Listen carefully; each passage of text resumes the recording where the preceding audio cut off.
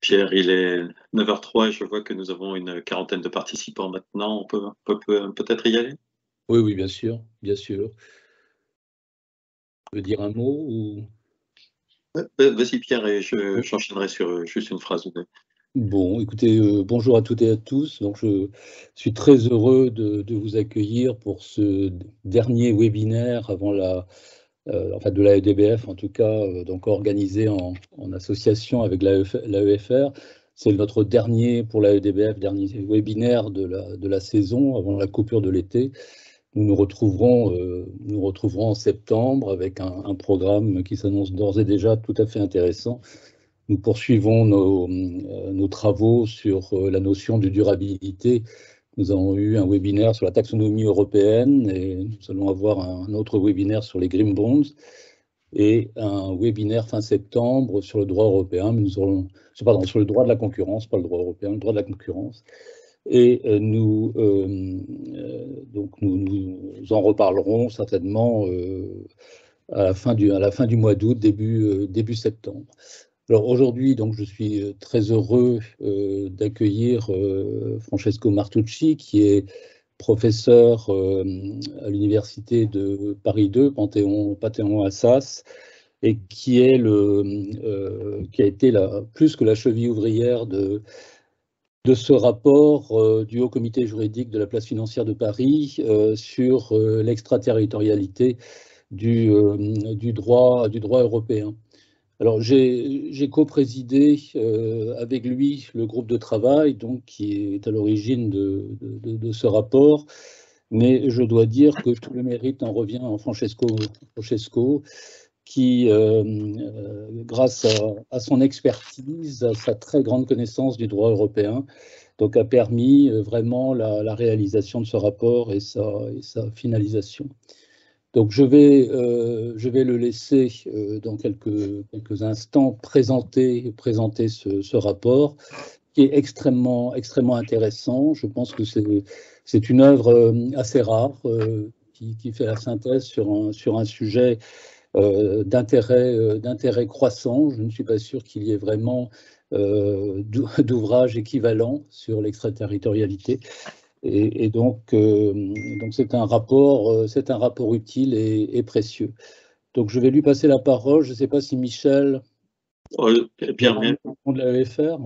oui, oui, juste un mot pour dire tout le plaisir qu'a l'AEFR à s'être associé à l'AEDBF pour cette manifestation. Pour ceux qui ne connaissent pas l'AEFR, c'est un think tank issu de la fusion en 2021 de l'Institut européen de la régulation financière et de l'Association d'économie financière. Nous avons 4 activités qui sont d'abord l'organisation de manifestations sur diverses thématiques de réglementation financière et nous avons déjà eu l'occasion d'accueillir, si l'on peut dire, certaines présentations des rapports du Haut Comité juridique de la place financière de Paris. Nous publions aussi des debate papers. Nous avons l'organisation de forums pour les dirigeants des institutions membres de l'AEFR et puis surtout, enfin pas surtout, mais un truc important et historique, la publication de la revue d'économie financière. Alors de notre côté, ce n'est pas tout à fait la fin de la saison. Nous avons encore une manifestation le 19 juillet sur l'état des lieux, l'état final de Solva 2. Et puis à la rentrée, nous aurons quelques manifestations aussi, notamment sur le reporting bancaire IREF, sur crypto-monnaie et monnaie numérique, et puis également sur le climat autour de Christian Pertuis qui a publié un ouvrage récent pour bien comprendre l'évolution climatique. Et nous sommes donc ravis aussi de pouvoir écouter le professeur Martucci autour d'un rapport extrêmement intéressant et utile pour comprendre les possibilités et limites d'action de l'Union européenne dans le cadre du droit international pour permettre l'application du droit de l'Union à des situations relevant de pays tiers, à la fois dans une logique défensive, mais éventuellement aussi dans une logique offensive pour protéger le marché intérieur de l'Union ou protéger des standards ou promouvoir des standards européens. Donc effectivement, là aussi, un rapport d'une densité, comme tu le disais Pierre, d'une densité extraordinaire. Et merci beaucoup, monsieur le professeur Martucci, et à toi aussi Pierre, pour la réalisation de ce rapport que nous sommes très heureux, très curieux d'en entendre la présentation. Très bien. Francesco, on vous laisse la parole. Oui, merci beaucoup. Je remercie donc la EDBF et la EFR de cette invitation pour présenter donc le rapport du Haut Comité. Est-ce que vous voyez les slides?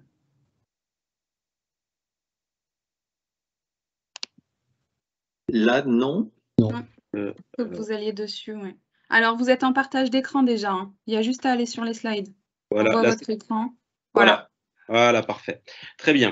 Alors, ce rapport est issu donc d'un groupe de travail qui a été constitué en fin 2020 par le Haut Comité juridique de la place financière de Paris et auquel ont participé traditionnellement des membres des institutions, des avocats, des universitaires, sur une réflexion qui a peu à peu construit son objet.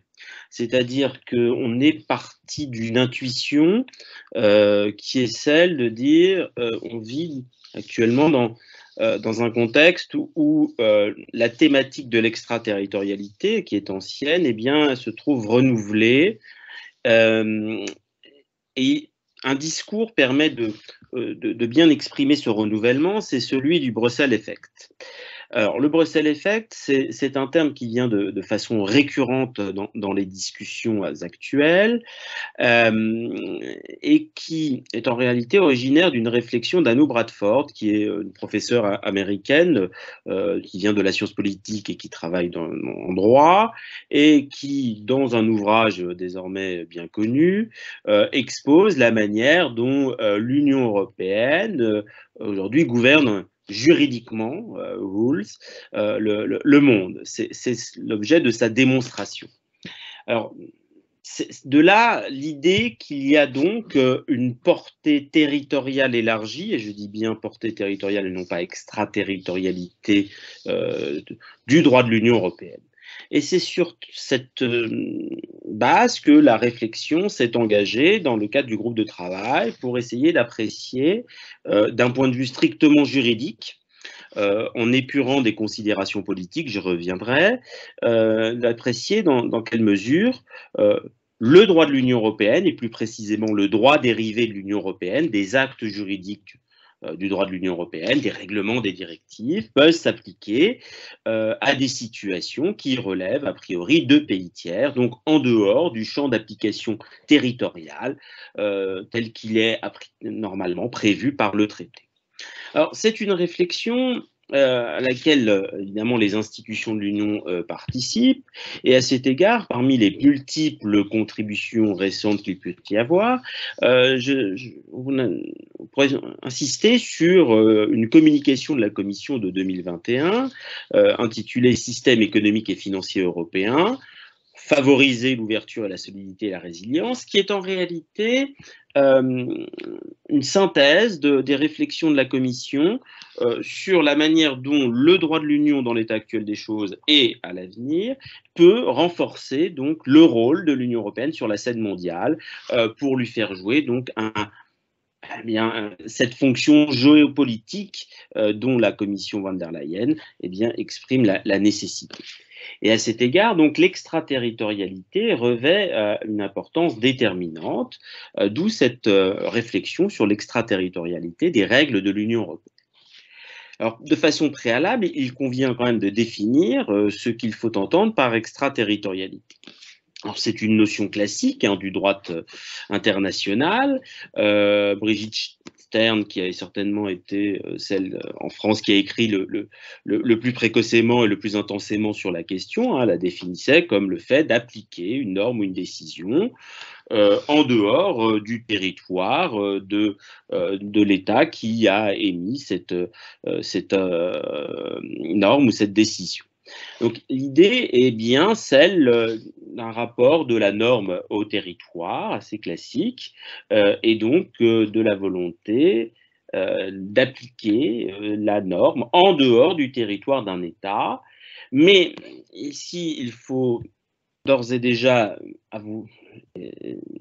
évoquer des degrés de d'extraterritorialité, car il y a une extraterritorialité pure, comme dit une partie de la doctrine, qui considère qu'il s'agit d'appliquer une disposition d'un droit d'un État en dehors du territoire national, sans qu'il n'existe aucun lien avec ce territoire national. C'est une hypothèse d'extraterritorialité pure qui est en réalité une hypothèse limite que on va voir. En droit de l'Union, nous n'atteignons jamais. En droit de l'Union, il y a des hypothèses dites d'extraterritorialité, mais dans lesquelles il y a toujours un lien avec le territoire des États membres de l'Union européenne, de sorte que certains, rentrant dans les subtilités doctrinales, expriment l'idée qu'il y aurait en réalité plus une territorialité étendue qu'une véritable extraterritorialité.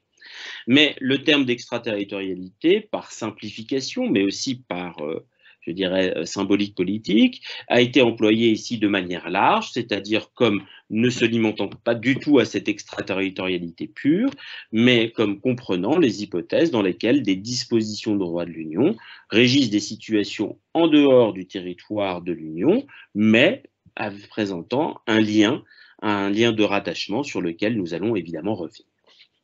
Alors, cette question de l'extraterritorialité renvoie à une problématique classique, et il est vrai que dans nos réflexions au sein du groupe de travail, il est vrai qu'il y a une sorte de réflexe pavlovien sur la question, qui était de revenir toujours sur la question de l'extraterritorialité du droit américain, dont l'exemple des sanctions prises contre des entités qui commercent avec l'Iran est certainement le plus caractéristique. Alors c'est une question bien classique aujourd'hui qui a fait l'objet d'études, de rapports parlementaires et sur lesquels nous ne sommes pas revenus outre mesure, si ce n'est pour rappeler que c'est ce qui explique que longtemps l'extraterritorialité a été envisagée en droit de l'Union européenne de façon strictement défensive, c'est-à-dire comment l'Union européenne protège ces entreprises des effets extraterritoriaux du droit américain. Et à cet égard, on a simplement souligné l'existence d'un règlement de blocage qui est censé protéger donc les entreprises européennes des effets de l'application extraterritorialité de la législation essentiellement américaine. Règlement de blocage au cœur d'une actualité à la fois jurisprudentielle et législative. Jurisprudentielle parce que un arrêt récent de la Cour de justice a mis en évidence les limites de ce dispositif, c'est l'affaire Bank Iran, et législative parce que la Commission envisage de réviser ce règlement de blocage sur lequel nous n'insisterons pas. Il y a également une partie du rapport qui, il nous a semblé important, revient justement sur cette extraterritorialité américaine et nous avons mis en évidence ici qu'il y avait peut-être un peu plus de mythes que de réalité autour de cette extraterritorialité qui faisait l'objet quand même d'un encadrement, notamment jurisprudentiel aux États-Unis, beaucoup plus conséquent. Alors je ne reviendrai pas dans la présentation aujourd'hui par défaut de temps sur cette extraterritorialité américaine qui s'avère finalement plus encadrée qu'on ne le pense, même si elle demeure particulièrement incisive. Je dirais simplement que pour nous, l'extraterritorialité américaine a été aussi une sorte de zone de référence pour apprécier la manière dont l'Union européenne conçoit sa propre extraterritorialité, en s'inspirant finalement assez peu du modèle américain. J'y reviendrai au cours de la présentation, mais je ne présenterai pas les aspects du rapport, c'est la seconde partie du rapport sur l'extraterritorialité américaine. Alors cette approche défensive stricte aujourd'hui dans l'Union européenne est relayée, c'est ça qui a fait tout l'intérêt du rapport, par une approche plus offensive. Alors une approche plus offensive qui n'est pas quelque chose d'inédit. En droit de la concurrence, cela existe depuis fort longtemps. On voit ici des velléités européennes de plus en plus marquées en matière de protection des données personnelles. Et donc cette approche offensive consiste à dire que le droit de l'Union doit s'appliquer à des entités qui se trouvent sur le territoire de pays tiers. Et cette problématique s'est révélée particulièrement renouvelée aujourd'hui par un un discours produit sur les chaînes de valeur, c'est-à-dire la manière dont l'Union européenne entend régir les services et les produits qui sont délivrés ou prestés sur le territoire de l'Union européenne, mais qui sont le fruit d'une chaîne de valeur qui se trouve dans l'ensemble de ses composantes situées sur le territoire de pays tiers. Et à cet égard, la réflexion a été cristallisée récemment, notamment autour d'un premier projet de révision de la directive NFRD, qui a donné lieu donc à la directive CSRD, dans laquelle déjà le législateur de l'Union, à la suggestion de la Commission, a envisagé une portée extraterritoriale du dispositif, mais surtout, la réflexion s'est focalisée sur récemment le devoir de vigilance et la proposition de la Commission sur le devoir de vigilance des entreprises en matière de durabilité, qui est un texte extrêmement riche qui évidemment dépasse de loin la question de l'extraterritorialité, mais a constitué tout au long de nos travaux une sorte d'idéal type de texte européen dont la vocation est de s'appliquer non seulement aux entreprises situées sur le territoire des États membres de l'Union européenne, mais également à certaines des entreprises qui se trouvent en dehors de ces territoires. Pour faire quoi? Pour imposer des obligations à ces entreprises. Alors, dans l'état actuel des choses, est visée la protection des droits de l'homme et la protection de l'environnement. Et ce qui est intéressant ici, c'est qu'il s'agit ici d'imposer des obligations pour les propres activités des entreprises, pour les activités des filiales de ces entreprises, mais aussi pour ce que le texte appelle les opérations de la chaîne de valeur que réalise donc l'entreprise avec des entités avec lesquelles elle entretient des relations commerciales bien établies. Donc l'idée ici, c'est qu'on impose un devoir de vigilance qui doit être intégré dans la politique même de l'entreprise, et donc l'entreprise doit décrire son approche en termes de protection des droits de l'homme et de protection de l'environnement, déterminer un code de conduite, développer des procédures internes et externes pour assurer donc à la fois le recensement, la prévention et la suppression des incidences négatives, qu'elles soient réelles et potentielles, sur donc ces droits de l'homme et la protection de l'environnement. Et ce qui est intéressant ici, c'est qu'il y a une réflexion non seulement sur le champ d'application de la directive, qui est non seulement celui des entreprises européennes, mais des entreprises de pays tiers, et sur l'effectivité, on y reviendra, des obligations ainsi imposées, et notamment par rapport aux procédures prévues pour garantir donc l'application de ce dispositif. Donc ce texte, il faut l'avoir à l'esprit parce qu'il est révélateur, en réalité, il condense les difficultés liées à l'extraterritorialité actuelle du droit de l'Union européenne. Et il révèle aussi l'esprit de cette extraterritorialité telle que nous l'avons rencontrée, à savoir la volonté ici d'être à la fois entre le défensif et la protection, c'est-à-dire protéger le marché intérieur. C'est tout un discours du level playing field, ce que la Commission traduit par conditions de concurrence équitable, c'est-à-dire que aujourd'hui, on entend protéger à la fois les consommateurs européens, mais aussi les entreprises européennes d'une forme de concurrence déloyale. Alors le terme n'est pas juridiquement correct, mais l'idée est celle-ci, qui serait le fait d'entreprises de pays tiers bien plus compétitifs, parce que, en réalité, soumis à des standards qui sont différents et moins exigeants que les standards auxquels doivent répondre les entreprises européennes. Donc, de cette manière-là, on entend protéger donc, le marché intérieur et rétablir des conditions de concurrence équitables entre les entreprises européennes et les entreprises de pays tiers. Il y a cette démarche volontariste dans cette extraterritorialité. Et j'étais il y a une dizaine de jours à une conférence conclusive de la présidence française du Conseil de l'Union européenne consacrée aux petites et moyennes entreprises, et la question du level playing field est revenue de manière récurrente tout au long de la journée comme étant, même pour les petites et moyennes entreprises, comme une problématique majeure aujourd'hui dans le rapport de ces entreprises au droit européen. Et par là même, donc, en rétablissant ce level playing field, il y a une volonté politique qui est affichée dans les propositions de la Commission de promotion des valeurs de l'Union européenne.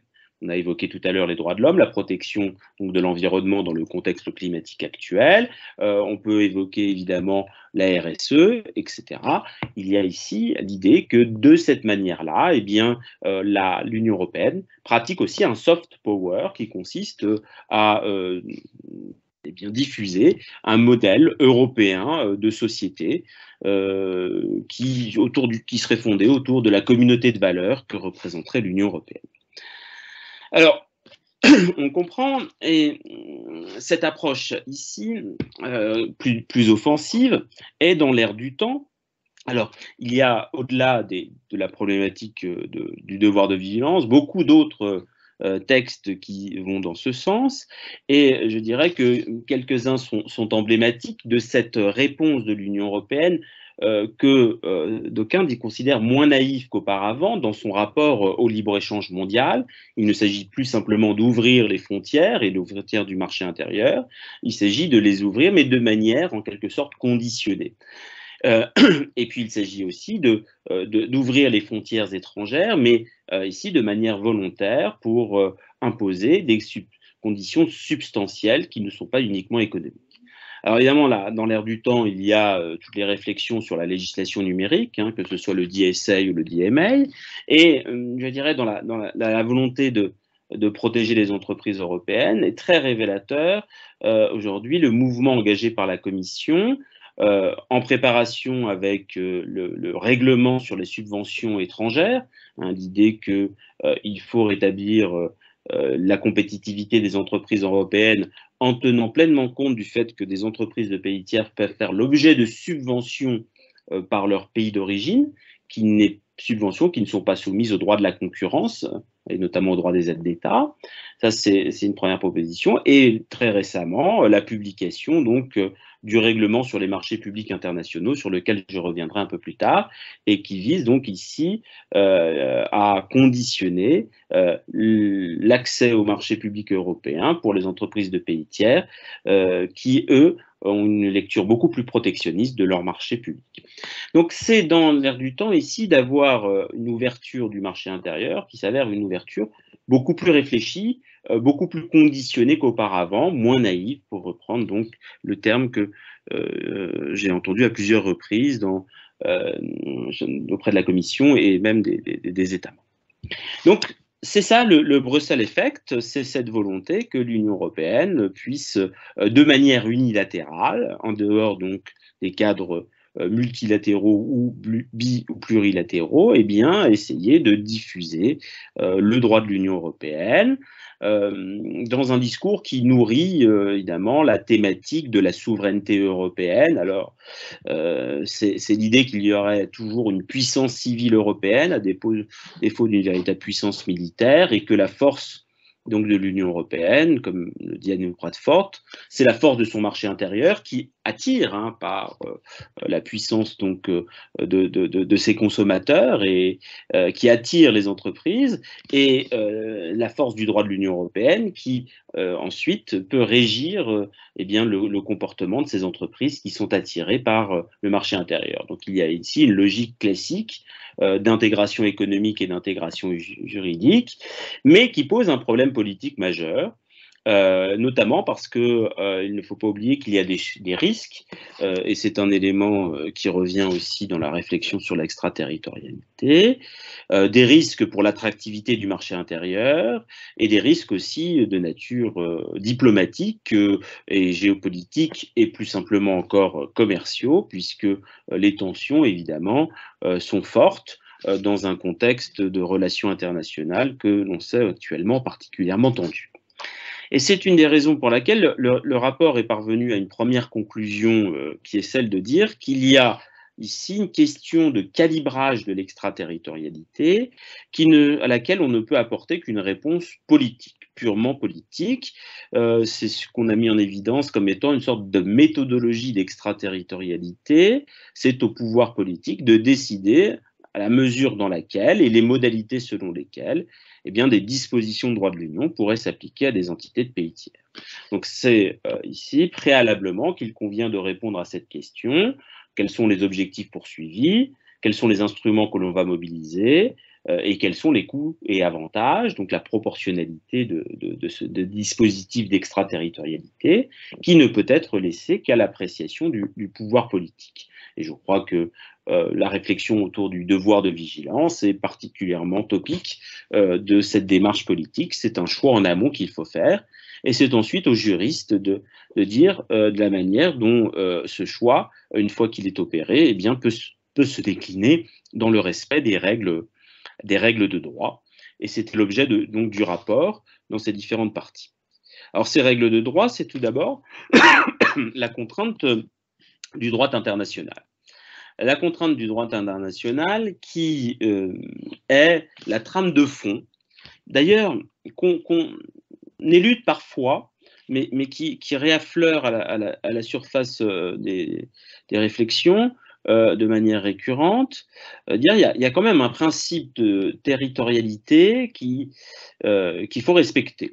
Et la Cour de justice, d'ailleurs, dans des affaires anciennes, notamment dans une affaire bien connue, Patte de Bois en droit de la concurrence, insiste sur ce principe de territorialité comme étant universellement reconnu en droit international public. Et ce principe n'est autre que celui issu de l'affaire du Lotus, la célèbre jurisprudence du Lotus de la Cour permanente de justice internationale de 1927. Donc, le cadre général de réflexion est celui-ci. Et malgré le caractère un peu suranné de l'évocation de l'affaire du Lotus, il demeure juridiquement totalement pertinent, même si il a été adapté. Ça veut dire quoi? Ça veut dire qu'on distingue ici la compétence qu'on dit exécutive, c'est-à-dire l'exercice de la puissance de l'État en dehors de son territoire. Ceci n'est pas compatible avec le droit international. En revanche, la compétence dite normative, c'est-à-dire le fait à la fois de prescrire une norme à un sujet de droit, et la compétence juridictionnelle qui est donc le fait de pouvoir soumettre ce comportement à une juridiction nationale, eh bien, à cet égard, il y a une approche plus souple, puisqu'il y a une liberté qui est laissée à l'État, qui permet donc d'exercer cette compétence de manière territorialement plus étendue, dès lors qu'il dispose d'un titre de compétence reconnu. Et les titres de compétence classiques du droit international se retrouvent ici, évidemment territorial, personnel, réel ou encore conventionnel s'il y a une convention internationale. Et à cet égard, c'est plus particulièrement la première hypothèse qui va nous intéresser en droit de l'Union européenne, puisque le droit de l'Union européenne va essentiellement agir sur la question de la compétence territoriale. À cet égard, nous n'avons pas traité de la question évidemment importante, mais qui sortait de notre champ, qui est celle de la compétence en particulier conventionnelle. C'est ici le fait que l'Union européenne conclut des accords internationaux, c'est une autre question. La question de la compétence personnelle et la compétence réelle, en revanche, en droit de l'Union européenne, sont beaucoup plus limitées, aussi tout simplement parce que l'Union n'est pas un État et ne le sera pas.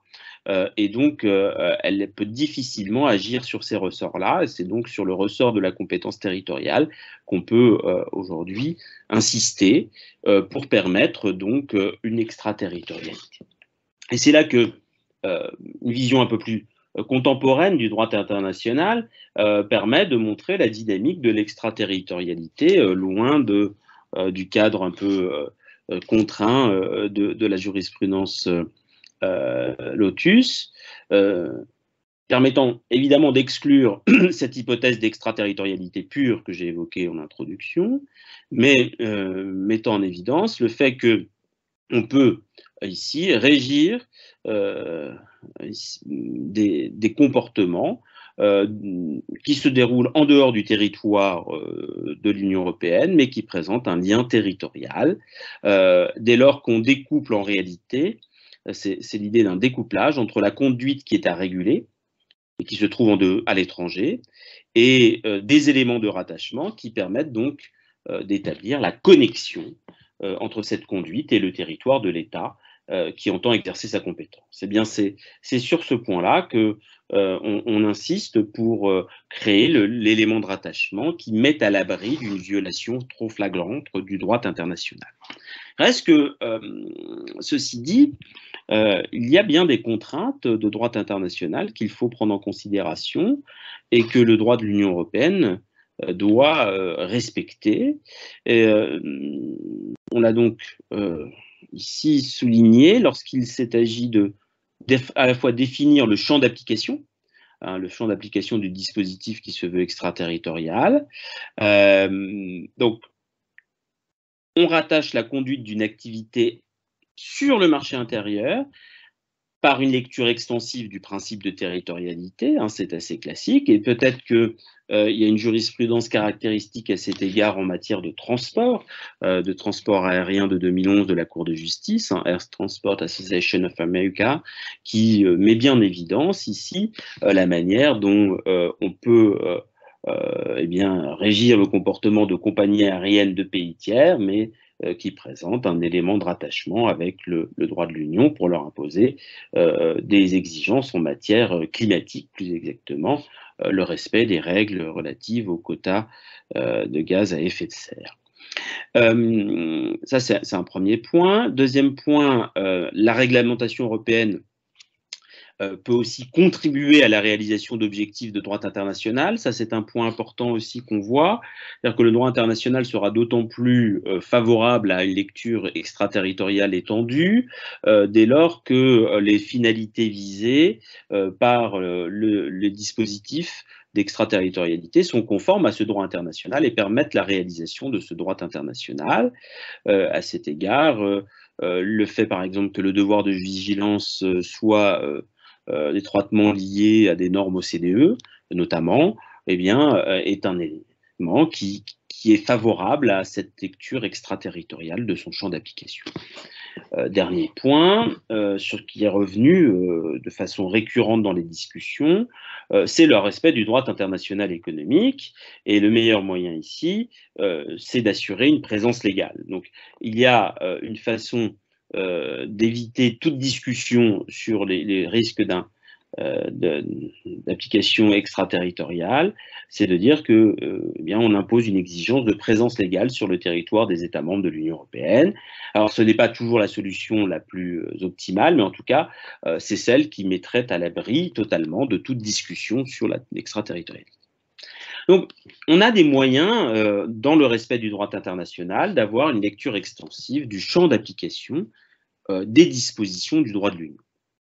Maintenant, l'autre problématique posée par le droit international, c'est une problématique qui tient à l'effectivité des dispositifs. C'est là où, en réalité, l'Union européenne se trouve confrontée aux principales difficultés.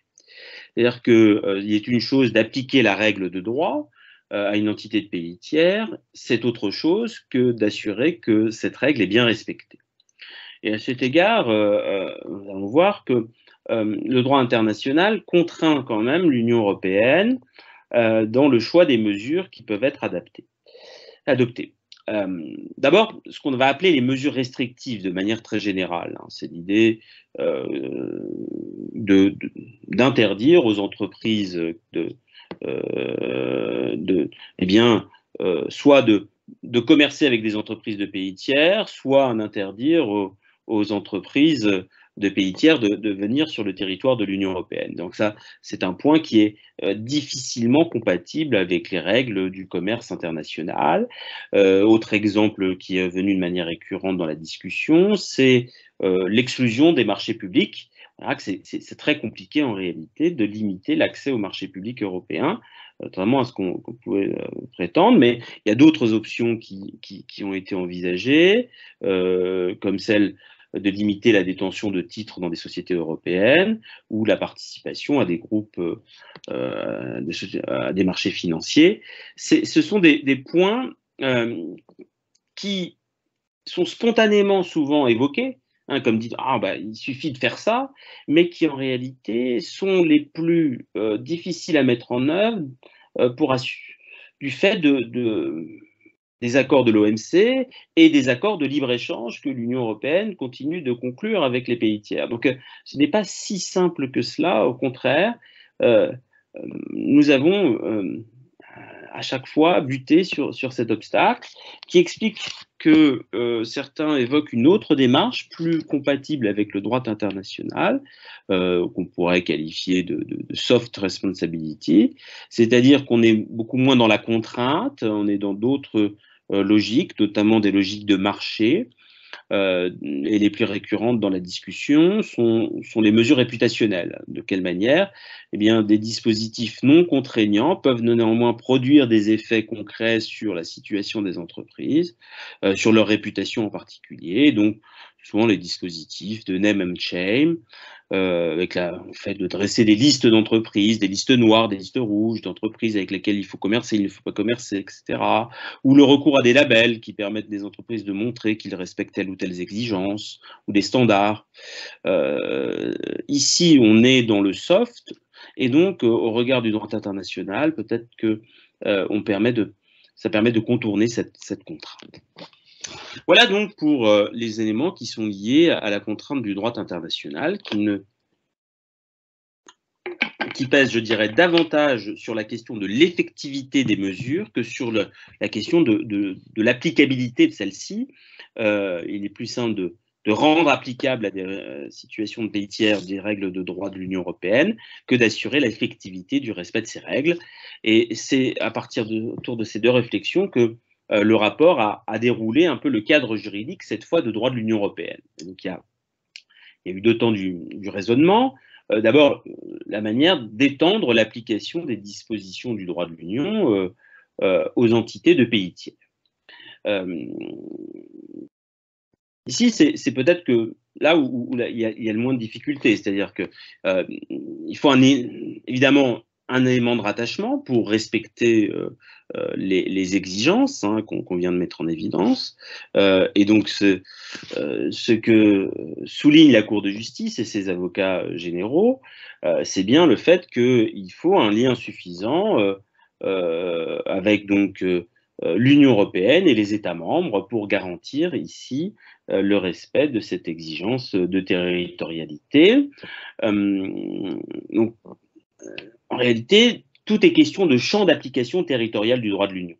Alors, le principe, c'est que le champ d'application qui est déterminé par le droit primaire de ce droit de l'Union est celui des États membres, du territoire des États membres de l'Union européenne. Il y a le principe aussi donc, de l'exercice par l'Union européenne de sa compétence externe par la conclusion d'accords et de conventions internationales. Mais on va aller un peu plus loin et on va réfléchir de quelle manière, de façon unilatérale, une disposition de droit dérivé donc régit des situations qui se produisent en dehors du territoire des États membres de l'Union européenne. Eh bien, c'est possible à partir du moment où il y a bien un élément de rattachement, un lien de rattachement avec le territoire de l'État membre. Il faut que ce lien de rattachement soit caractérisé. Alors, c'est quelque chose de classique en droit de l'Union. Il y a le précédent du droit de la concurrence qui est bien connu, avec les pratiques anticoncurrentielles. De longue date, le droit de la concurrence s'applique à des sociétés de pays tiers. Il suffit de voir les décisions de la Commission européenne à l'encontre de Google et les sanctions de plusieurs milliards d'euros décidées à l'encontre donc du géant américain. Et ce que dit la jurisprudence à cet égard, c'est que pour garantir la territorialité, le respect du principe de territorialité, vous avez deux critères qui sont alternatifs. Le critère de la mise en œuvre, c'est-à-dire que la pratique en cause a été exécutée par l'entité de pays tiers sur le territoire des États membres de l'Union européenne. Et si ce critère n'est pas rempli, eh bien, il y a le critère des effets qualifiés qui permet donc de déterminer si les pratiques ont produit des effets prévisibles, immédiats et substantiels dans l'Union européenne. Voilà la jurisprudence de la Cour, rappelée récemment, notamment dans les affaires Intel et Innolux, en matière de pratiques concurrentielles et qui renvoie aussi à la logique en matière de contrôle des concentrations, puisque on retrouvait une telle solution appliquée dans l'affaire Gencor. Alors, il est intéressant ici de noter que cette lecture ici est largement empruntée au droit américain et plus exactement à une loi américaine de 1982, et c'est quasiment mot pour mot la théorie des effets américaine qui est reprise en droit de la concurrence européen. Donc il existe bien ce précédent qui montre que on a une lecture par la jurisprudence extensive de la territorialité du droit de l'Union. Après, ce qu'on a constaté, c'est qu'en réalité, le degré de rattachement est très variable. Et il est très variable en fonction aussi des domaines dans lesquels on se trouve. Et là, la jurisprudence, on peut donner quelques exemples, mais je n'insisterai pas outre mesure, varie effectivement s'il s'agit des transports, de la pêche, de la fiscalité ou encore du marché intérieur. Mais sur le marché intérieur, sur le dernier point, c'est peut-être là où on a une vision qui est particulièrement extensive. Soit il faut la présence effective d'un opérateur sur le territoire de l'Union, soit il faut l'exercice d'une activité économique sur le territoire des États membres de l'Union européenne. Donc c'est de cette manière-là qu'on assure l'application extraterritoriale un peu plus large que celle originellement prévue. Alors tout dépend évidemment de type de comportement qu'on entend régir. Et ici, on s'est rendu compte que, en réalité, cette lecture extensive du champ d'application était beaucoup plus fréquente qu'on ne le croit, et on pourrait multiplier les exemples en fonction des matières. Alors, pour les droits, pour les capitaux, la libre circulation des capitaux, c'est expressément prévu par l'article 63 du traité, donc ça ne pose pas vraiment de difficultés particulières. En revanche, il y a dans d'autres règlements une lecture très large. Par exemple, dans un règlement de 2022 sur les mesures restrictives en matière de graves violations des droits de l'homme, eh bien, on se rend compte que ici, la simple activité commerciale, l'opération commerciale sur le territoire des États membres suffit à créer l'élément de rattachement. On peut donner d'autres exemples, la directive sur les propositions directive sur les DSA, là encore, il suffit ici d'offrir des services sur le territoire des États membres. Et pour ce faire, il faut désigner un représentant légal qui va permettre de créer cette présence effective sur le territoire de l'Union. Autrement dit, ce qu'on met en évidence, c'est vraiment une lecture très large des choses en matière d'extraterritorialité. D'autant que la Cour de justice n'hésite pas à avoir une interprétation évidemment large, et l'affaire Google Spain est particulièrement révélatrice en la matière, puisqu'il s'agissait de la protection des données, c'était la directive avant le RGPD, et la Cour de justice a accepté d'appliquer la protection des données européennes aux activités de Google America, parce que, en réalité, Google États-Unis exerce ses activités dans un cadre qui est celui de Google Spain. Et donc, même si Google Spain ne fait pas du traitement de données, eh bien, il participe aux activités de Google États-Unis, et par cette appréciation globale de l'activité du groupe, eh bien, la Cour de justice a étendu l'application de la protection des données. Donc, on a ici une lecture très large des choses. Alors, ça montre donc le choix de critères de rattachement, et ces critères de rattachement eh bien, sont 1. La présence donc, de l'opérateur sur le territoire, ça c'est le premier moyen. 2. L'exercice d'une activité économique sur le territoire. Et à cet égard, le groupe a beaucoup réfléchi, mais je crois que un consensus s'est dégagé sur le fait que le meilleur moyen de caractériser une activité économique sur le territoire de l'Union européenne, je pense qu'on y reviendra dans la discussion, c'est le chiffre d'affaires de l'entreprise. Alors, on a évoqué la question du comptage des salariés, la question de la cotation des titres ou la simple opération commerciale. Mais tout ça nous semble un peu trop lâche et un peu trop périlleux. Et je crois que on est parvenu à la conclusion que le meilleur moyen, c'est le chiffre d'affaires. C'est ça qui permet d'assurer l'élément de leur attachement en dehors de l'hypothèse de la présence effective. Et c'est d'ailleurs l'élément qui a été repris par la directive devoir de vigilance. Et à cet égard, je vous renvoie donc à la motivation de la Commission européenne dans son texte pour montrer qu'il y a bien un lien territorial qui est caractérisé par ce chiffre d'affaires.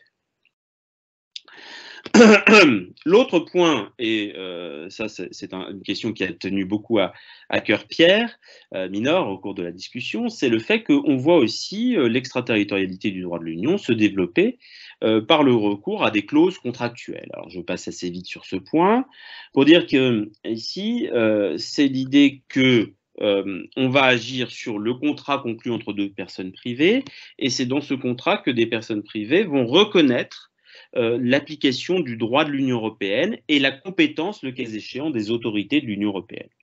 Deux exemples caractéristiques sur ce point. Le RGPD, avec la question des transferts de données personnelles, notamment lorsqu'il n'y a pas de décision dite d'adéquation. Là, il y a un dispositif contractuel très efficace.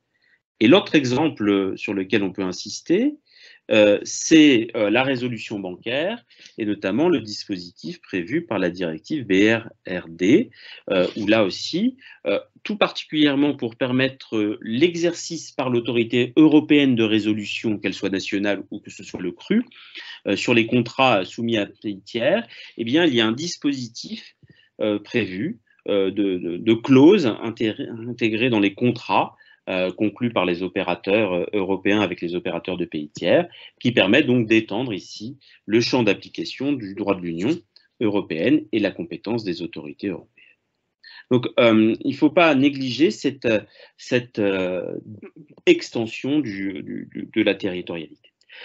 Enfin, dernier point sur les critères de rattachement. Il y a des critères qui sont en réalité très incertains et peu efficaces, outre ceux qui sont appliqués dans les domaines particuliers comme le transport.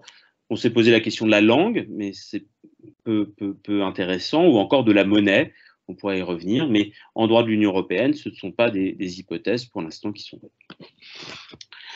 Enfin, et je terminerai rapidement par là, l'effectivité de tout cela.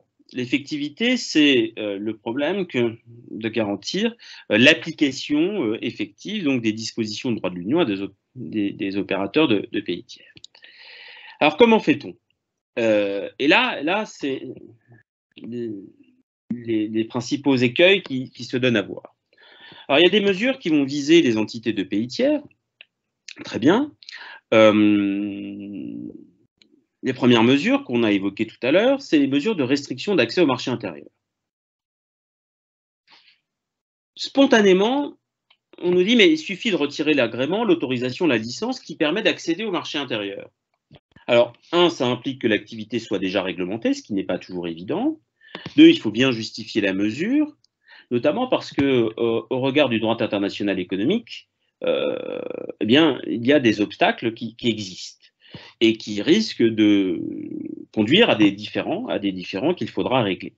Et en tout état de cause, en matière notamment financière, ça se heurte au principe de libre circulation des capitaux. Et donc ici, si les restrictions sont possibles, elles doivent être rigoureusement justifiées.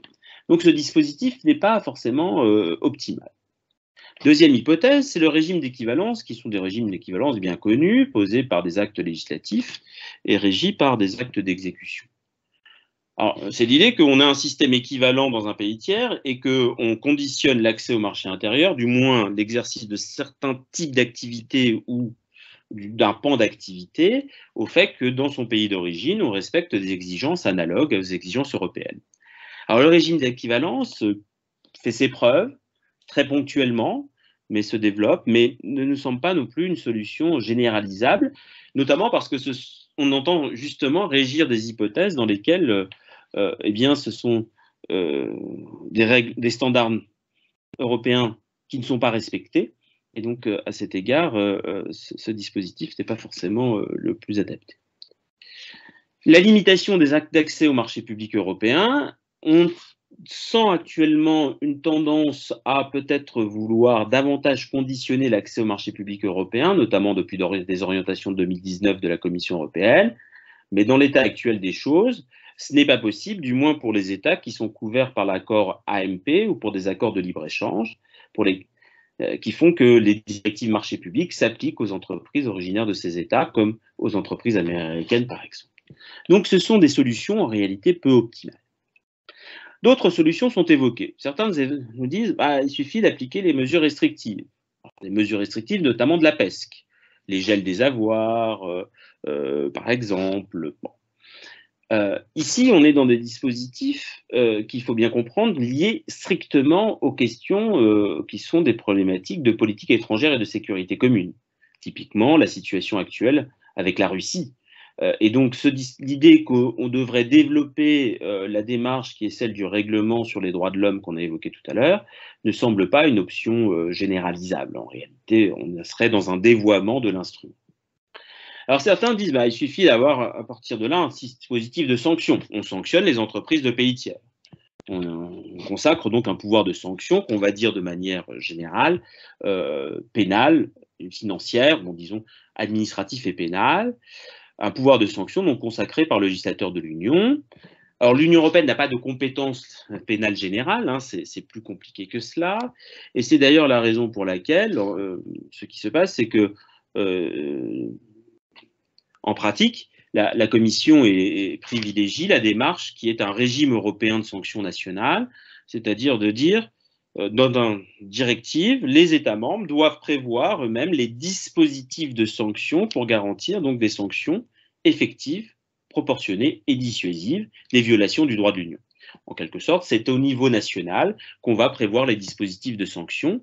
C'est dans la très très grande majorité des cas que la solution qui est prévue, notamment par exemple pour le devoir de vigilance. Très rarement, on recourt à un régime de sanctions européennes. Parce que, il faut un règlement pour ce faire, et ensuite il faut identifier les institutions, les organismes qui sont compétents pour cela, ce qui implique de réfléchir à la base juridique. Ce n'est pas évident, mais l'ESMA ou le CRU ont des pouvoirs de sanctions qui existent, donc ce n'est pas totalement inadapté comme hypothèse. L'autre solution, ce sont les mesures réputationnelles, et notamment dans la directive NFRD, c'est révisant CRDS, c'est cette voie-là qui semble avoir été choisie. La mesure réputationnelle, c'est la déclaration publique qui va préciser l'identité donc de l'entreprise qui est responsable de la violation, sans la sanctionner à proprement parler, on la met sur une liste et à partir de là, ça crée un effet de marché avec une réaction des consommateurs ou des entreprises partenaires. Ça pose quand même la question de la nature de ce pouvoir et de l'étendue donc des garanties. Ici, on est dans un flou encore, mais la piste semble à creuser. Et enfin, dernier point qui est aussi intéressant, c'est le private enforcement. C'est le fait de dire, aux personnes privées, engager des actions en dommages et intérêts contre les entreprises responsables. Alors, ça existe en droit de la concurrence depuis maintenant quelques temps. C'est prévu par le devoir de vigilance, le controversé article 19 de la proposition de directive. C'est donc aux États membres de prévoir les actions en dommages et intérêts qui permettent de sanctionner les violations du droit de l'Union. Alors tout cela c'est très bien, mais ça pose enfin une dernière question sur laquelle maintenant je vais conclure, qui est de savoir quel est le cadre institutionnel le plus propice à cela. Quelles sont les autorités qui sont les plus à même d'exercer ces pouvoirs garantissant l'effectivité des dispositions. On pense à la Commission européenne. Alors ça implique quand même un acte législatif. Ça veut dire que la Commission devra adopter des actes de niveau 2 avec tout ce que ça peut avoir de sensible. Certains préconisent le recours à des organismes institués par le législateur, comme l'ESMA. Et là encore, il y a toute une problématique jurisprudentielle que l'affaire ESMA de 2014 avait mise en évidence. On exclut en revanche le recours au parquet européen dans l'état actuel des choses.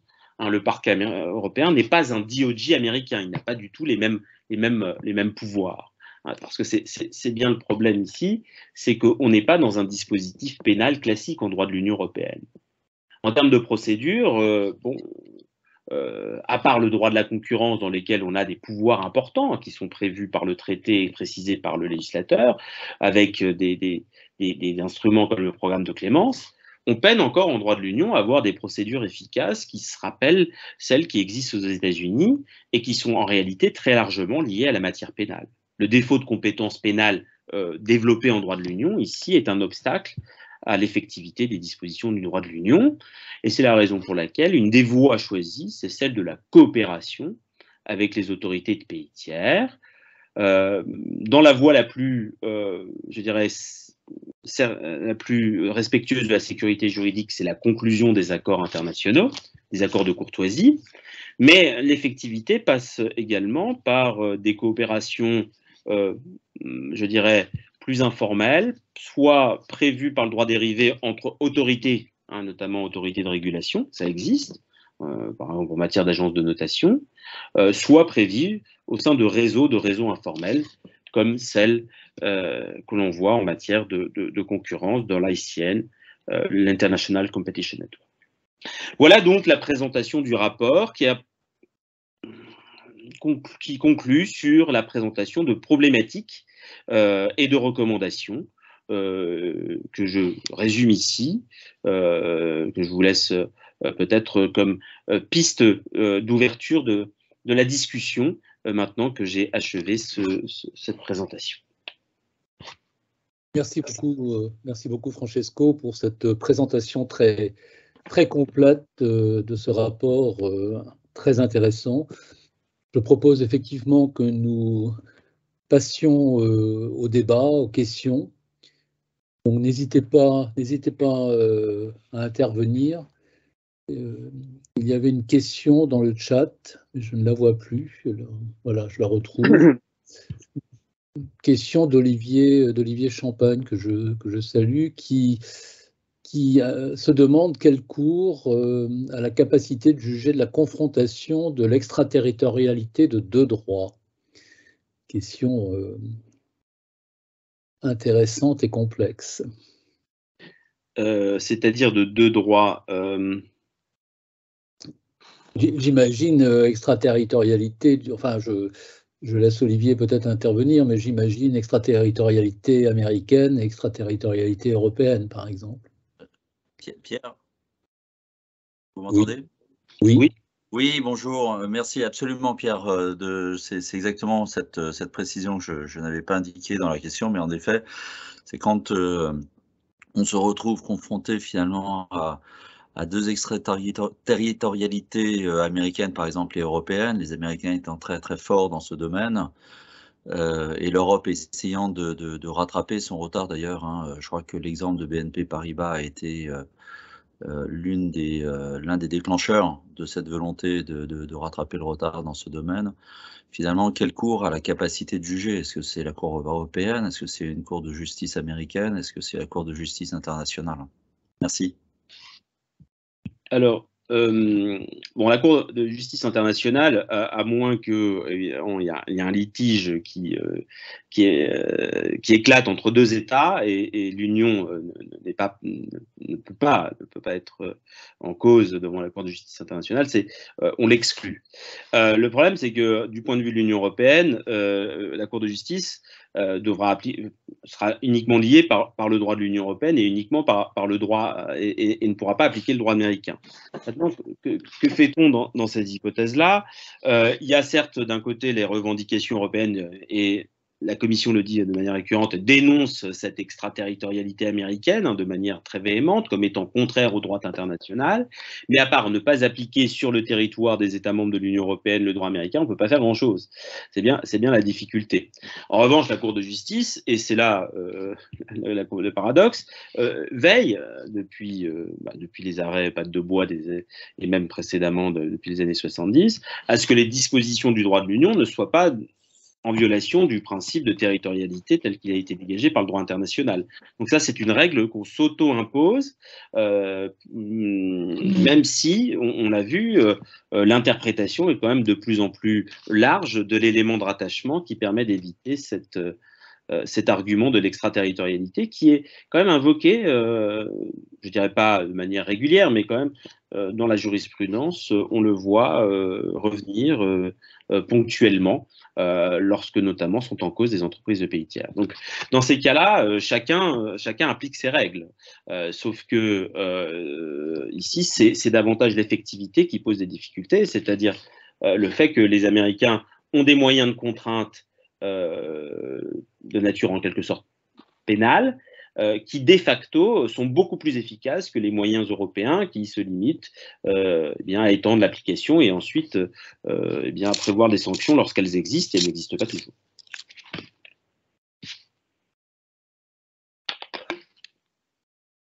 Très bien. Une question, Pierre, au professeur Martucci.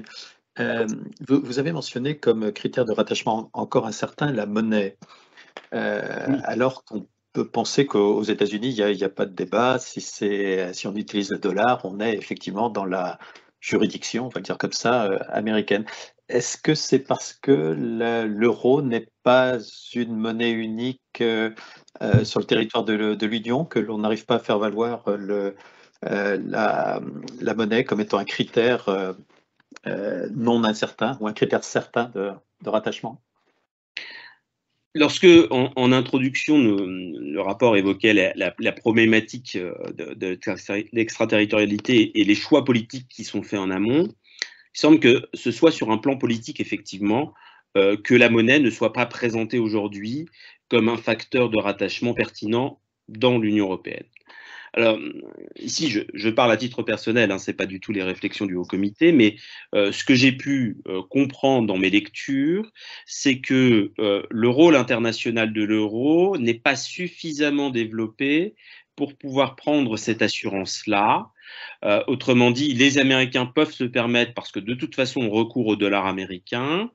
En revanche, l'euro est plutôt dans une phase d'expansion internationale qui fait que ici, lorsqu'on évoque l'effet dissuasif de l'extraterritorialité, celui-ci pourrait jouer à l'encontre de l'euro et donc limiter les transactions en euros, de surcroît dans un contexte où, comme vous le soulignez, l'euro n'est pas la monnaie unique du marché intérieur, et dans un contexte post-Brexit où il demeure que vous avez le Royaume-Uni avec lequel on entretient encore des relations, somme toute, privilégiées.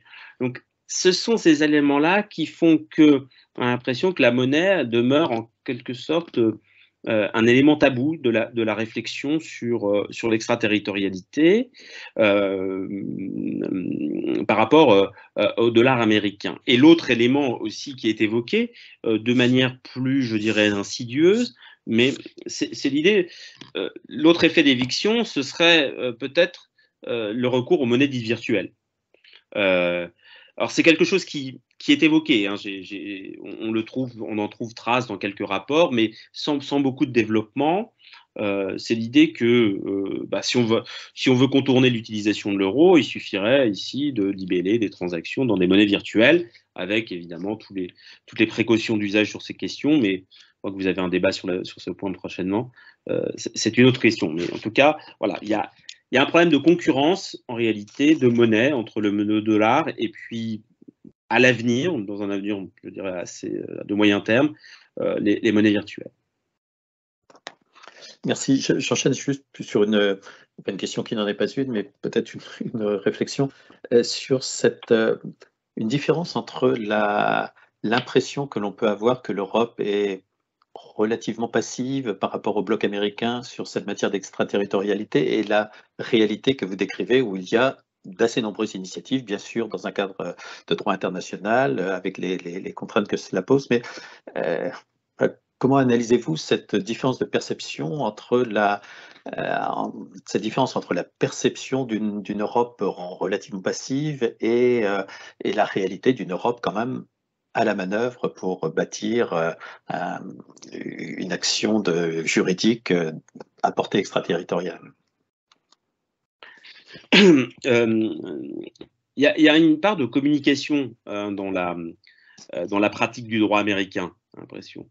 Le fait que quelques entreprises aient été prises en exemple avec quelques éléments symboliques, on parle souvent des sanctions américaines BNP par exemple, des montants très très forts, produit un effet de communication qui déforme un peu la réalité. L'extraterritorialité du droit américain, c'est pas non plus le quotidien. Et puis, donc ça, c'est l'aspect sanction qui est lié à la pratique pénale, qui est lié au fait que les démarches, en réalité, sont inscrites dans une procédure de nature pénale dans laquelle le plus souvent, on évite justement la sanction la plus dure, qu'elle soit pécuniaire, voire des peines d'emprisonnement. Hein. Il y a la fameuse histoire de M. Pierucci qui a été emprisonné à Rikers pour avoir travaillé pour Alstom, etc. Bon, c'est symbolique, mais ça marque un imaginaire collectif. Donc, la transaction. Donc, en amont, on transige.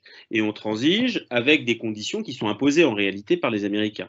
Et c'est là où il y a notre sentiment a été de dire ils ont une puissance de frappe beaucoup plus forte que nous, qui se déploie de facto dans l'exercice d'une forme de puissance pénale, qui fait défaut à l'Union européenne. L'Union européenne ne l'est pas, ne le sera pas. Est-ce qu'il faut développer le parquet européen? C'est une question qu'on nous a posée dans l'état actuel des textes. Ça semble compliqué. Il reste que il y a des domaines dans lesquels l'Union est très compétente. La concurrence et les sanctions contre Google aussi ont marqué un imaginaire ailleurs. Mais c'est sur le droit de la concurrence.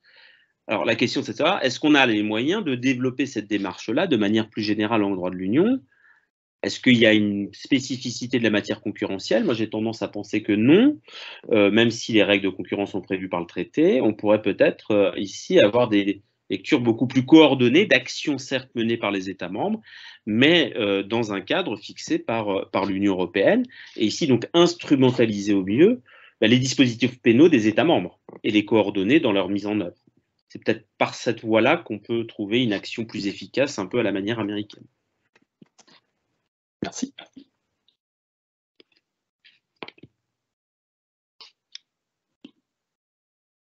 Pierre, je crois qu'il y a où il doit y avoir une ou deux mains levées. Ah, très bien, écoutez.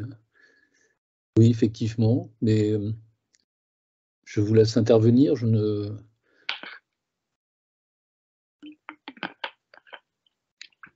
Qui est-ce qui veut intervenir? Oui, parce qu'on voit la main, mais c'est dans les... Oui, c'est noyé dans la masse. Alors, Jean-Paul Trentiette, si vous me permettez. Oui. J'entends un écho, j'espère que vous ne l'entendez pas. Non, il n'y a pas de problème. Un petit peu, Bernard va demander la parole avant, je lui laisse priorité, bien sûr. Non, mais je t'en prie, Jean-Paul, vas-y, je ne suis pas pressé du tout.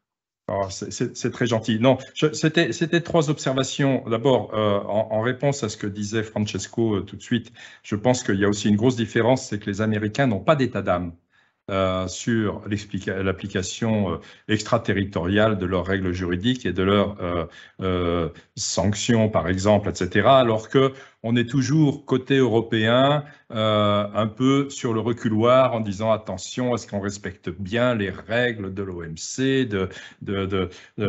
sans parler du procès équitable, etc. Donc on a beaucoup moins d'état d'âme et ça explique aussi pas mal de choses. Deux également très courtes réactions par rapport aux questions précédentes. Je pense qu'Olivier Champagne posait surtout la question de qu'est-ce qu'on fait en cas de conflit de juridiction et en cas de conflit de normes. Et là, il faut bien reconnaître, on ne fait rien. Soit chacun applique son droit par ses juridictions de son côté, et s'il y a un conflit, on ne sait pas le régler. Je pense que c'est quelque chose qu'il faut savoir reconnaître, et c'est probablement un des points sur lesquels il faudra trouver un espace de négociation, de discussion un jour ou l'autre.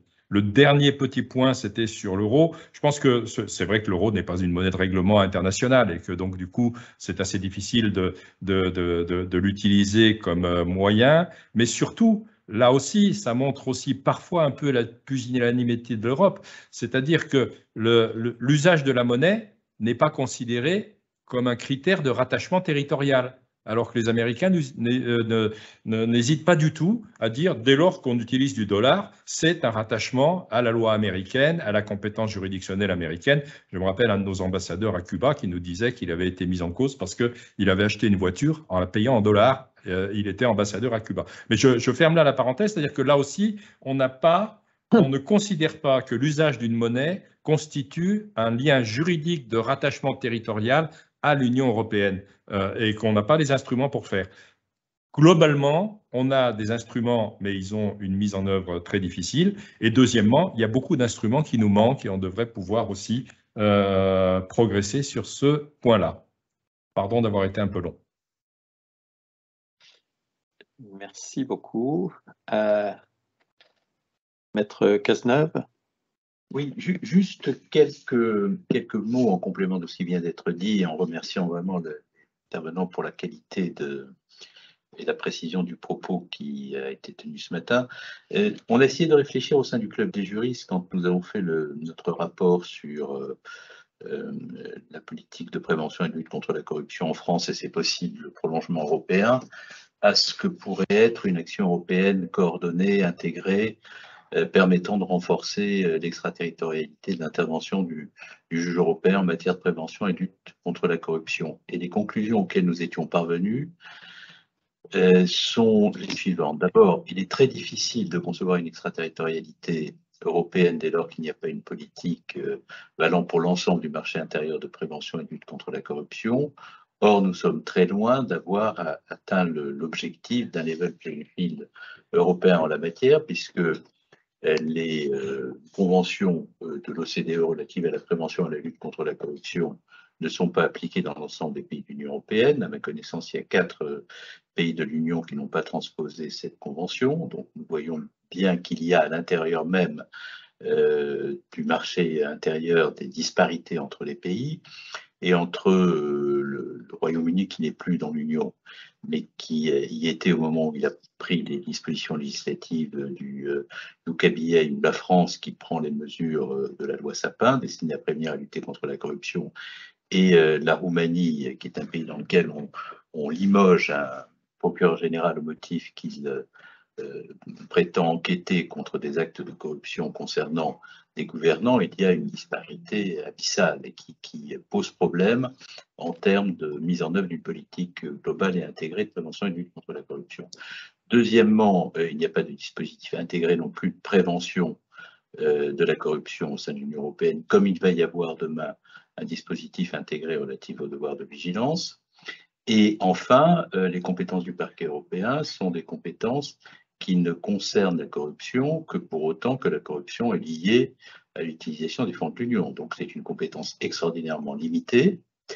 Nous pourrions renforcer l'extraterritorialité si nous acceptions d'étendre les compétences du parquet européen à la corruption, mais ça pose énormément de problèmes, et notamment des problèmes politiques, puisqu'il faudrait une décision du Conseil à l'unanimité pour y parvenir, et cette décision serait très difficile à obtenir. Et par ailleurs, on peut peut-être parvenir à un résultat équivalent sans passer par une réforme politiquement aussi difficile, en essayant de généraliser au sein de l'Union des instruments de justice négociée, c'est-à-dire l'équivalent de ce qu'est la CJ française ou le DPA américain, qui permet non seulement l'application du principe non bis in idem, mais qui permet une coopération entre les instances de poursuite lorsqu'on est confronté à des corruptions transnationales qui peuvent justifier de l'intervention de plusieurs instances. Donc, moi, je pense que pour pouvoir développer une action extraterritoriale plus importante de l'Union européenne qui rééquilibrerait la relation euro-atlantique, il faut d'abord affirmer que c'est possible. L'article 83 du traité de fonctionnement de l'Union européenne le permet. 2, il faut un dispositif, un paquet compliance européen intégré qui comporte une directive de généralisation de la convention OCDE sur le marché intérieur, qui permet sur les actes dérivés de l'Union européenne d'intégrer les dispositions relatives à la prévention et à la lutte contre la corruption. Il faut que la prévention et la lutte contre la corruption soient une condition de la signature des accords économiques de nouvelle génération. Il faut généraliser les conventions judiciaires d'intérêt public, la justice négociée, et à travers ce paquet, essayer d'avancer. La difficulté, c'est que vous n'avez pas un mot sur la prévention et la lutte contre la corruption dans le mandat que Ursula von der Leyen a donné au commissaire pour la mandature qui a commencé il y a de cela quelques mois. Le sujet est totalement absent des préoccupations de l'Union et très absent des préoccupations des acteurs européens les plus éminents. Enfin, dernier point sur les transactions en euros comme condition de déclenchement de l'extraterritorialité. Il faut faire très attention à cet argument aussi longtemps que l'euro est une monnaie qui n'est pas installée. Parce que si on fait de l'euro un facteur de déclenchement de l'extraterritorialité des poursuites, on va conduire un tel acteur à ne pas utiliser l'euro pour ne pas avoir à rendre compte de ce que sont leurs actions dès lors qu'ils ont commis des infractions de corruption. Donc, c'est bien entendu très important de pouvoir réfléchir à cela à terme, mais si nous le faisons, alors même que l'euro n'a pas la même puissance que le dollar, on peut se poser la question de savoir si on ne va pas freiner le renforcement de l'euro comme monnaie d'échange au plan international. Voilà quelques réflexions un peu éparses que je me permets de formuler au terme de nos échanges. Merci beaucoup, Maître Cazeneuve. Est-ce que, Francesco, vous voulez intervenir ou... Oui, peu de choses à ajouter. Comme l'a dit Jean-Paul Trentiette, c'est effectivement, il y a une question d'état d'âme américain qui n'existe pas. Et je crois qu'il y a quand même dans la culture de l'Union européenne, de la Cour de justice, une culture de l'état de droit, de l'union de droit, du respect des règles. Donc ça, c'est un point important. Qui fait que, surtout dans un contexte où vous avez certains États auxquels il faut rappeler le respect de l'état de droit et mener des actions juridictionnelles contre eux, il est difficile de s'extraire de ce respect des règles d'état de droit. Mais bon, il y a des choses, par exemple dans l'affaire Nexens en matière de concurrence, sur l'application du principe ne bis in idem pour des procédures menées parallèlement dans l'Union européenne et dans un pays tiers. Voilà, des dimensions un peu extraterritoriales du cumul de poursuites. Voilà, il y a quand même des lectures plus, je dirais, plus accommodantes de la Cour de justice pour permettre l'effectivité des règles. Et puis, sur tout ce que vient de dire de Maître Cazeneuve, je suis parfaitement d'accord avec tout cela.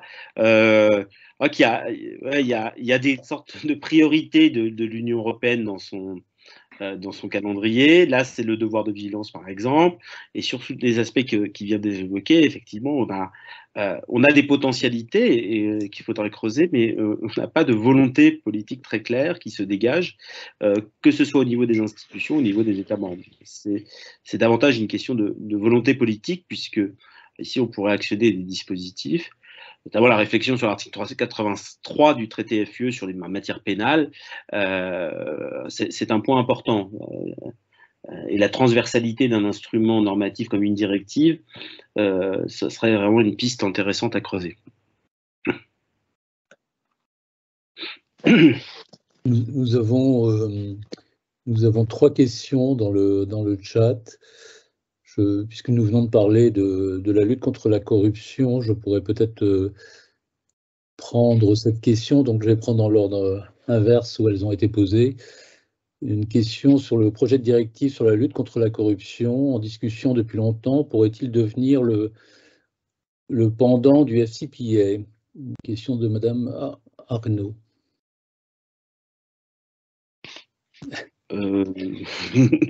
Alors ça sort un peu du champ de nos discussions. Oui, mais ça rejoint un peu ce que je viens de dire. C'est une question vraiment de volonté politique et ensuite d'effectivité des dispositifs. Donc là, c'est pas tant l'existence du texte que des moyens de le mettre en œuvre et de le faire respecter. Et le choix même d'une directive fait que nécessairement, on passera par les États membres et par ici une compétence au niveau national pour prévoir les dispositifs de sanctions. Le choix même d'une directive, dans ce cas d'hypothèse, préjuge en réalité de l'effectivité des dispositifs. Une question de M. Bélanger. Y a-t-il d'autres blocs de puissance, d'autres pays, à part les États-Unis et l'Union européenne, qui développent ce type d'approche? À terme, ce concept, sous-entendu d'extraterritorialité, ne risque-t-il pas de constituer un frein pour le développement des groupes internationaux en empilant les contraintes? Nous avons c'est une question que nous sommes posée dans le cadre du groupe de travail, si vous vous souvenez Pierre au début. Nous avons traité un peu de l'exemple anglais, qui est essentiellement porté sur la matière pénale, donc sur la répression de la corruption. Donc ça se limite plutôt à ça. Et nous avons esquissé quelques pistes chinoises, mais qui étaient quand même assez limitées, si je me souviens bien, oui, dans la démarche. Justement, pour répondre à cette question, d'après ce qu'on a compris, limitées à certains domaines, mais qui ne sont pas forcément ceux qui sont compatibles avec les standards européens, par peur de dissuasion, d'effet dissuasif quant à l'accès au marché chinois. Donc, l'approche d'autres États est aussi tributaire de cet argument de compétitivité, hein, la règle de droit comme facteur de compétitivité de l'accès au marché.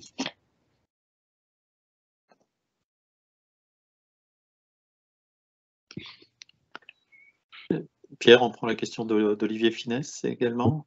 Oui, bien sûr, bien sûr. Je laissais un temps Oui. pour l'hypothèse de la personne qui a posé la question voulait intervenir à nouveau, mais tu as raison. Ça va être le cas. Donc là, la question posée traite de la proposition donc, de directive sur le devoir de vigilance en matière de durabilité, prévoit de considérer l'ensemble de la chaîne de valeur d'approvisionnement, être réaliste, et comment est-ce que l'on peut espérer que cette due diligence s'opère sur l'ensemble de la chaîne. De façon générale, le texte de proposition de la Commission est assez caractéristique d'un texte qui est rempli de bonnes intentions, mais qui, sur le plan juridique, quand même soulève des difficultés importantes d'un point de vue à la fois opérationnel et de sécurité juridique. Ne serait-ce que la définition même de l'opération de chaîne de valeur qui est donnée par la directive n'est pas forcément pleinement convaincante. Et le critère des relations commerciales bien établies, c'est une chose de l'avoir consacrée en droit, mais son appréciation concrète n'est pas forcément évidente. Ça, c'est le premier point. Et l'autre point, c'est quelle est la substance même des obligations imposées, notamment des obligations de recensement et de prévention. Est-ce qu'il suffira de le satisfaire par une sorte de rapport très formel, ou est-ce qu'il faudra aller plus loin, et de quelle manière on vérifie aussi les données qui sont établies par les entreprises. Il y a toute une série de questions d'effectivité qui se posent en réalité. Donc ce texte n'est pas sans susciter, je dirais, c'est pas l'inquiétude, mais du moins des questionnements quant à son opérationnalité. Plusieurs mains se sont levées, notamment celle de Pervenche Berès. Pervenche ? Oui, merci Michel, merci de cet exposé tout à fait passionnant. Ça suscite chez moi beaucoup de réflexions. D'abord, je trouve le fait qu'on pose ces questions-là, je dirais pas de manière neutre, mais vous n'avez à aucun moment dit l'Europe est-elle légitime à avoir une extraterritorialité se développer. Et je pense qu'il y a quelques années, on n'aurait pas eu un rapport dans ces conditions-là. Est-ce que, au fond, qu'est-ce qui, d'après vous, pourquoi cette question-là est importante? Est-ce que c'est uniquement pour répondre au fait que souvent les États-Unis ont été très offensifs sur l'extraterritorialité et que nous devons nous positionner par rapport à ça? Est-ce que c'est le développement de la nature des relations internationales? Est-ce que c'est intrinsèquement la dimension extérieure de ce qu'est le soft pouvoir de l'Union européenne? Je trouve que la motivation de l'acceptation, si je ne me trompe pas, du développement de cette extraterritorialité est un élément intéressant à prendre en compte. Deuxième observation, vous avez dit en fait il y a le droit de la concurrence et puis le reste. Vous ne l'avez pas dit de manière aussi caricaturale, mais si je suis votre raisonnement, c'est un peu ça.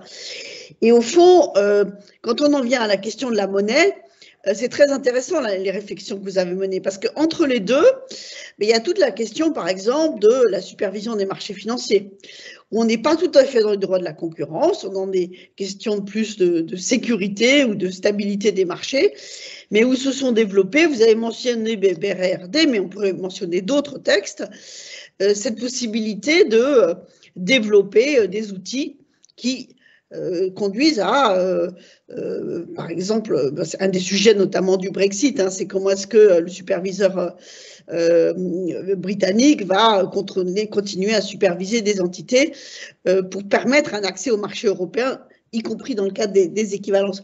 Mais on a l'impression qu'en fait, cette variabilité de l'application de l'extraterritorialité, il dépend, en fait, il est intrinsèquement lié à la nature réelle des pouvoirs de l'Union européenne. Si vous avez un pouvoir exécutif fort de l'Union européenne avec des règlements, vous n'avez plus tellement de questions et le développement se fait assez naturellement. Mais, et c'est la mise en œuvre effective de ce soft power. Sur l'euro, Bernard Cazeneuve a dit qu'il ne faudrait pas que ça serve de repoussoir à certaines entreprises. C'est un peu dans les deux sens, je trouve, hein, qu'on n'ose pas franchir ce pas. D'abord parce qu'il y a toujours le tabou de c'est pas la monnaie de tous les pays de l'Union européenne. Et deuxièmement, et donc ça posera des tas de problèmes, avant même le départ avec ou sans les Britanniques.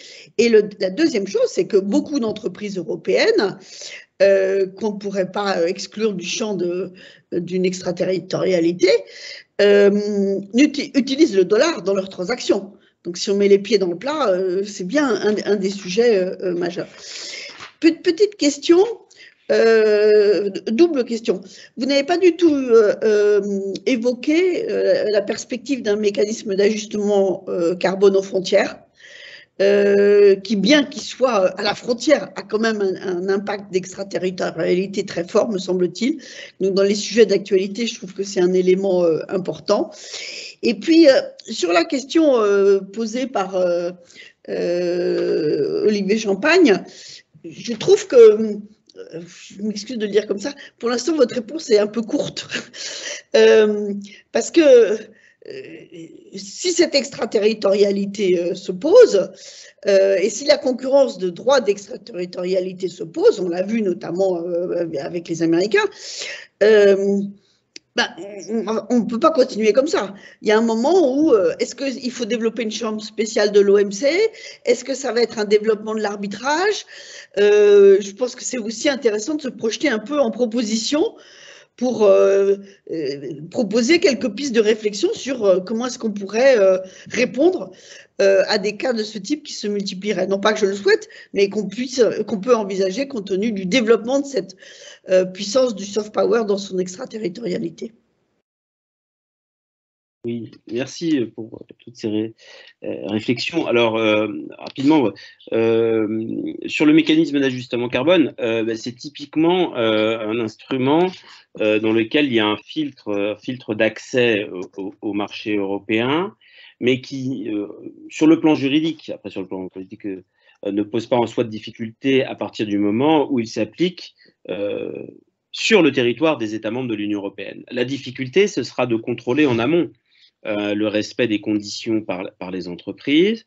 Et dans l'état actuel des choses, le mécanisme d'ajustement pose des difficultés dans le fait que, de quelle manière eh bien, l'ajustement peut se faire en dehors du territoire de l'Union européenne. Ça, c'est la première réponse. Sur la seconde question, je crois que parmi, pour reprendre votre proposition, dans un cadre multilatéral, bon, est-ce qu'on peut prévoir des choses dans le cadre de l'OMC? Évidemment, il y a des négociations qui sont lancées, mais ça me paraît un peu plus compliqué. En revanche, ce qu'on peut peut-être envisager dans le cadre de l'Union européenne, c'est à l'occasion d'accords de libre-échange bi- ou plurilatéraux, l'intégration d'éléments qui permettraient de trancher ce type de conflit. Et la proposition de la Commission qui consiste à introduire de nouvelles cours, en quelque sorte, enfin, de nouveaux tribunaux d'arbitre pour trancher les règlements des différends, pourrait être l'occasion ici de prévoir l'articulation des règles de droit et notamment de trancher dans des hypothèses d'extraterritorialité. Parce que dans l'état actuel des choses, lorsque l'extraterritorialité en concurrence entre pays tiers et européens conduit à des sanctions envisageables, ce qu'on constate davantage aujourd'hui, c'est dans les procédures des coopérations en quelque sorte informelles avec les autorités, entre les autorités, et dans l'application des règles, bien quand même, s'il y a violation des règles, le fait que chacun de son côté pratiquant une lecture restrictive du nebis in idem, eh bien, applique les sanctions qu'ils considèrent les plus adaptées, sans tenir compte de la sanction de l'autre. Hein, donc, on est plutôt dans une logique de cumul de sanctions ici, ce qui n'est pas sans poser des difficultés aux entreprises. Enfin, pour parler de la légitimité que vous évoquez, oui, ça c'est tout le problème politique. Je crois qu'actuellement, c'est plus le fait d'avoir une vision du libre-échange, je dirais, plus raisonnée, qui fait que le discours de l'extraterritorialité, aujourd'hui, est un discours beaucoup plus porteur, et notamment avec vraiment le level playing field qui est présenté comme l'élément moteur de cette vision expansionniste de l'extraterritorialité européenne. C'est là où il y a un changement de discours majeur, à mon sens, depuis quelques années. Sur le deuxième point, sur le problème du conflit de juridiction, d'une certaine manière, c'est tout le problème qui a été soulevé au moment de la discussion du TTIP ou du TAFTA, hein, et où beaucoup avait été élaboré et commençait à être construit, réflexion sur justement quelles étaient les structures juridiques qui devaient permettre de résoudre ça. Et j'ai l'impression qu'au fond, puisque la négociation TTIP a été abandonnée, le soufflet est un peu retombé. Et peut-être que c'est dommage parce que on voit qu'il y avait eu quand même une émulation à ce moment-là, dont on se rend compte qu'elle pourrait être utile plutôt que d'avoir des clauses disparates, comme vous l'évoquez, dans tel ou tel accord de libre-échange. Donc je pense que c'est, pour moi, une des conclusions que je tire de votre rapport, c'est que c'est un des sujets sur lequel il va falloir peut-être reprendre le travail. Oui, totalement d'accord sur ce point. On ne veut pas non plus s'étendre là-dessus, mais oui, effectivement, il y a une dimension conventionnelle qu'on n'a pas explorée dans le rapport.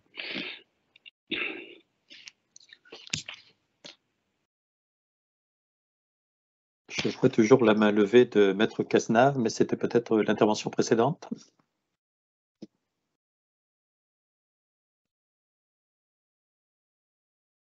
Je pense.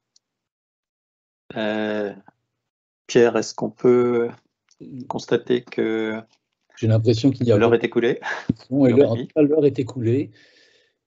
Donc, puisqu'il n'y a pas d'autres questions, je vous propose d'en rester là. Et je vous remercie de votre participation ce matin et je remercie vivement Francesco Martucci pour sa présentation très complète, très intéressante du rapport et pour avoir répondu également de façon très pertinente à toutes les questions qui ont été posées. Voilà, pour ma part, donc, je vous remercie, je vous souhaite une excellente journée. Michel, si tu veux ajouter un mot. Non, mais merci à tous, merci professeur, merci à toi Pierre, et puis à très bientôt pour de nouvelles sessions de l'AEFR et de l'AEDBF et éventuellement sessions communes comme aujourd'hui. Très bien. Bon été à tous en tout cas. Oui, à très bientôt. Merci à tous. Au revoir. Au revoir.